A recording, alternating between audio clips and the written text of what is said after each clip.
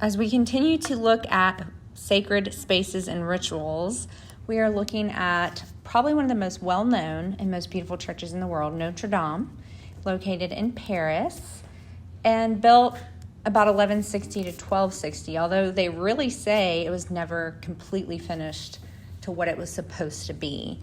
It is an example of Gothic architecture, which Gothic architecture follows very strict guidelines for what it should look like. So they usually have two symmetrical towers when you're looking from the front, a tall spire in the center, what we call flying buttresses, which come off of the side and help give extra support to those thick stone walls.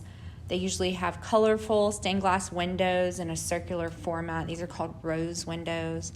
And then gargoyles, which you probably saw the movie Notre Dame growing up as a kid, which featured gargoyles in the cartoon version. And so that's something that you'll see a lot in these Gothic cathedrals. What's interesting about the word Gothic is that so many people have an idea that, Gothic means that it's dark and dim and sad.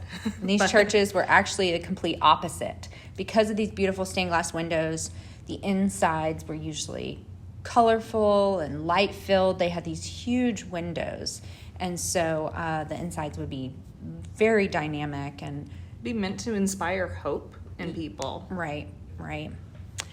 It mostly burned in 2019. I remember specifically being in third period and hearing that Notre Dame was burning and just being so sad, because I've just studied this church so long. I luckily got to visit it once as a teenager, and the roof, the spire were lost, but France does say they're building it back. But this church is just so famous, and the country of France really looks at it as such a symbol of hope, a symbol of their country. And so it was really, really sad day for the country and for the world. I mean, everything about this building is meant to be dramatic. I think if you were to, summarize Gothic architecture in one word, it would have to be drama.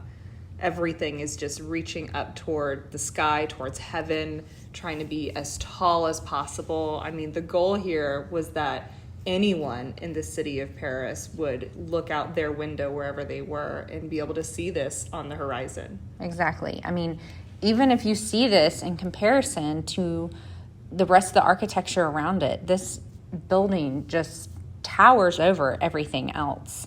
Even this, when you're looking at the building from the side, you see the ornateness of the rose windows, of the gargoyles and the other sculptural areas of the building.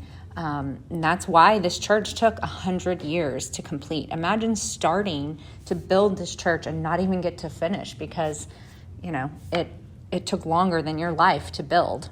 Right.